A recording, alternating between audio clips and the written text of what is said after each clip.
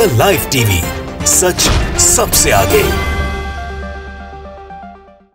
नमस्कार, आदाब, मैं Raza Ansari, the live TV पर आपका स्वागत है। पश्चिम बंगाल को चुनाव ख़त्म हो चुका है, मगर अभी भी नंदीग्राम का सीट बहुत ही समझिए कि रोचक बना हुआ है। ममता बनर्जी की तरफ से कल जो है हाई कोर्ट में PIL डाली गई थी, हाई कोर्ट में केस डाला गया था। उसके बाद हाई कोर्ट ने आज उस फैसले पर एक जो है बात कहते हुए कहा है कि फैसले जो है जो सुनवाई होगी वो 24 तारीख को होगी, यानी अगले जो थर्सडे होंगे उस दिन सुनवाई की जाएगी। अब सवाल ये है कि चुनाव ख़त्म हो गया, मगर जिस तरह से पश्चिम बंगाल का सियासी समीकरण है वो बहुत बदला नज़र आ रहा है। एक तरफ भारतीय जनता पार्टी जो है प्रेसिडेंट रूल के पक्ष में है, तो दूसरी तरफ ममता बनर्जी भी आक्रामक तौर पे लड़ रही है। 2024 के लिए प्रधानमंत्री कैंडिडेट की सबसे मजबूत दावेदार मानी जा रही है। तो कुछ लोगों से है, लॉकडाउन का माहौल है कोलकाता में, मगर फिर भी कोशिश करें कि कुछ लोगों से बातचीत की जाए इस मुद्दे पर, क्योंकि जिस तरह से पश्चिम बंगाल के चुनावी समीकरण के बाद नंदीग्राम अभी भी हॉटस्पॉट बना हुआ है। शुभेंदु अधिकारी जीत तो गए हैं दूसरे राउंड में, मगर अभी भी वहां पर जो है हो सकता है कि फिर से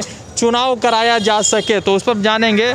पश्चिम बंगाल का चुनाव शेष है, नंदीग्राम चुनाव का बहुत ही हॉटस्पॉट बना हुआ है। ममता बनर्जी ने हाई कोर्ट में जो है याचिका डाली है, सुनवाई होते हुए आज जो है 24 तारीख के लिए बढ़ा दी है। तो क्या लग रहा है कि ये सब किस तरह से बदल रहा है और किस तरह से भारतीय जनता पार्टी इस पूरे राज्य के माहौल में या ममता बनर्जी किस तरह से देख रही हैं?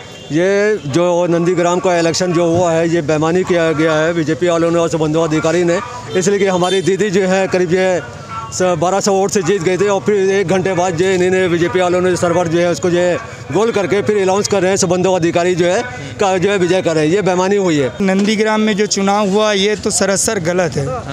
क्योंकि ये चुनाव जो है ये तो गलत डिसीजन में किया गया और ये तो चोरी किया गया है ममता बनर्जी के साथ, क्योंकि वो तो ऑलरेडी जीत चुकी थी।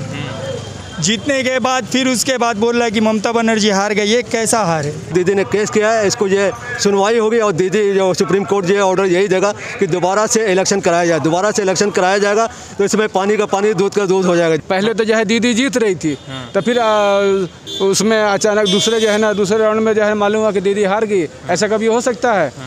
क्योंकि पश्चिम बंगाल में जो है जितनी भी लेडीज़ हैं सब जो है दीदी को बहुत सपोर्ट करती हैं। मतलब ज़्यादातर परसेंटेज जो है ना लेडीज़ जो है ना बहुत सपोर्ट करती है, क्योंकि दीदी ने लेडीज़ लोगों के लिए बहुत काम किया है। नंदीग्राम से दोबारा जब इलेक्शन होगा दीदी ही जीतेंगे और शुभेंदु अधिकारी जो है ये हारेगा। ये जो है बेईमान आदमी है और ये जो है सबसे जो है TMC का घटिया नेता है। हाई कोर्ट जो है उसको सेंटर का प्रेस ना पड़े तो समझिए सही फैसला होगा और फिर उसमें हम लोग जो है फिर जो है कामयाब होंगे। शुभेंदु अधिकारी ने बेईमानी से जीता है, ये दोबारा ही होना चाहिए। हम आम जनता, बंगाल की जनता यही चाहते हैं कि ये दोबारा चुनाव हो, इसमें जो है पता चले कौन जो है बेईमानी का है, कौन जो है सच्चा है।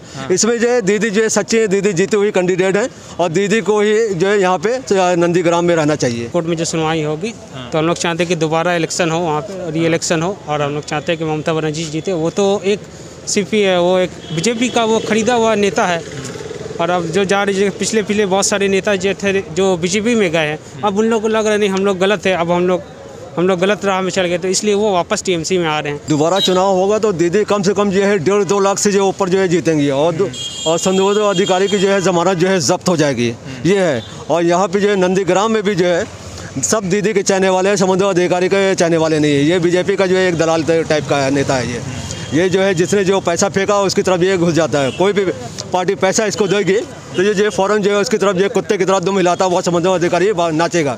और इसको तो जो है हमें चाहिए कि जो है TMC के जो CM है उसको तो लाना ही नहीं चाहिए। चलिए मुकुल राय की बात थी, मुकुल राय कैंडिडेट जो है अच्छा था, थोड़ा जो मिस वो था, उसको लाई दीदी अच्छा किया और शुभेंदु अधिकारी को तो लात मार के भगा देना चाहिए। बीजेपी वाले चाह रहे हैं कि प्रेसिडेंट रूल लागू करे ताकि ये री इलेक्शन दोबारा ना हो नंदीग्राम में।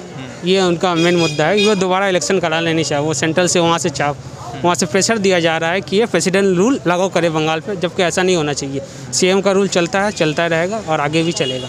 गवर्नर जो है ना ये वहाँ का मैंने समझिए पिट्ठू है, बिका हुआ है।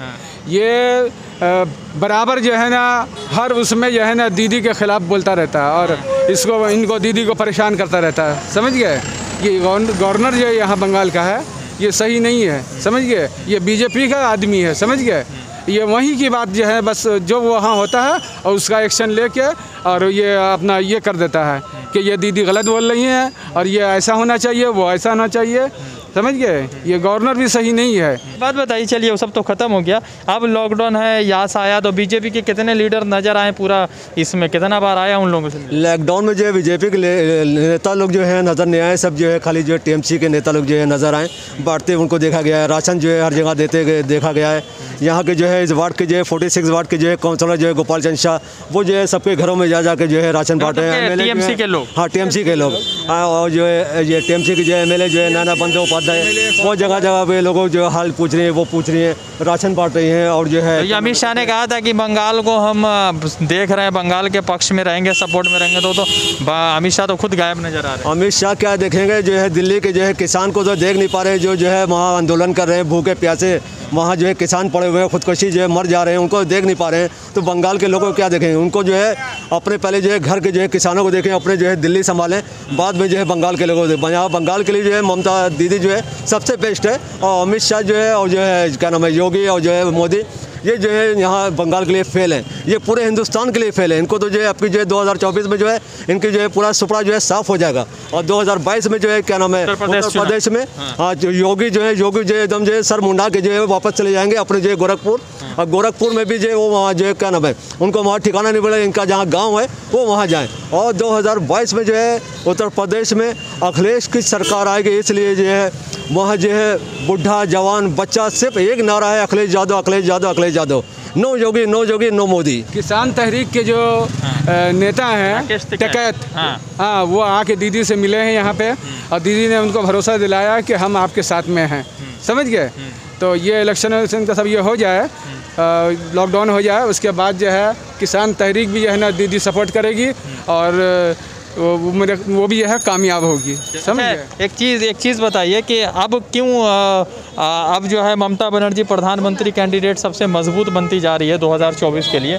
और एक सवाल ये है कि अभिषेक बनर्जी ने कह दिया कि हमारी लड़ाई 294 सीटों के लिए अब नहीं रही है, बल्कि 547 जो लोकसभा में एमपी के सांसद की सीट है।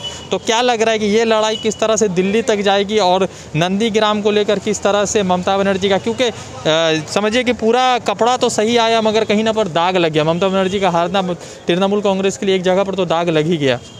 जी, जैसा कि हम सभी जानते हैं, बंगाल की पूरी जनता ही जानती है कि दीदी हमेशा से नीट एंड क्लीन थी, है और रहेगी।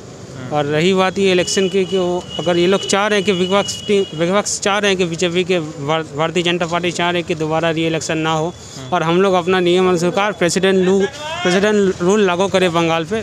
और बीजेपी का मकसद ये है कि देश वो बंगाल में आए, जिस तरह दिल्ली में यूपी में सब जगह वो अशांति फैला रही है, इसलिए उनका मेन मकसद है कि बंगाल में आए और वो अशांति फैलाएंगे। तो क्या लग रहा है 24 में दीदी का अच्छा वो ये बताइए कि बंगाल की तरह क्या लग रहा है उत्तर प्रदेश में योगी जी को या मोदी जी का थोड़ा सा हवा ख़राब होगा? हाँ जी, बिल्कुल ख़राब हुआ। अब तो क्योंकि पब्लिक जान गई है ना, पब्लिक को परेशानी होती है, आम आदमी को, मुझे, आपको और बहुत सारे हमारे भाइयों को परेशानी होती है। पिछली बार मोदी की सरकार आती ही पहले नोटबंदी हो गई, फिर GST आई, फिर तो NRC वगैरह, जब से देश में आए देश में अशांति फैला के रखते हैं। ये इनका मकसद है कि हिंदू राष्ट्र बने, और ममता दीदी ये चाहती है कि हम लोग हिंदू मुस्लिम आपस में भाइयों की तरह रहे, कोई अशांति ना हो देश में। नंदीग्राम का चुनाव होगा तो दीदी जीत जाएंगे? जी, 100% जीतेगी। अच्छा, तो मतलब शुभेंदु अधिकारी जो उनका नेता प्रतिपक्ष है वो मतलब के हार के फिर घर? जी हारेगा, वो बिल्कुल हारेगा, और उसको पूरा बाइकआउट कर दिया जाएगा। चलिए 2024 का समझिए कि समीकरण फिर से शुरू हो गया है, 2024 को लेकर अभी लड़ाइयाँ भी शुरू हो गई। प्रशांत किशोर शरद पवार से मिल रहे वो एक अलग बात है। अब सवाल यह है कि जितना जून 24 को कलकत्ता हाई कोर्ट ने कहा है कि वो जो है नंदीग्राम सीट पर जो है बातचीत करेगी, नंदीग्राम सीट पर सुनवाई करेगी। अब सवाल ये है कि क्या नंदीग्राम सीट पर दोबारा इलेक्शन होगा, क्या फिर से वहाँ पर ममता बनर्जी या शुभेंदु अधिकारी फिर से एक दूसरे के सामने होंगे? वो तो 24 तारीख को क्लियर हो जाएगा, मगर इतना ज़रूर है कि पश्चिम बंगाल के चुनाव होने के बाद भी पश्चिम बंगाल का माहौल ठंडा नहीं है, और पश्चिम बंगाल में भारतीय जनता पार्टी वर्सेस तृणमूल कांग्रेस का जो लड़ाई है, जो पॉलिटिकल लड़ाई है, वो यूं ही चलता जा रहा है। अब देखना यह है कि 24 जून को किस तरह से कलकत्ता हाईकोर्ट इस मामले को सुनती है और क्या इस पर जो है निर्णय लेती है। रज़ा अंसारी की रिपोर्ट, द लाइव टीवी के लिए जुड़ते दूसरे अपडेट के साथ। धन्यवाद। द लाइव टीवी, सच सबसे आगे।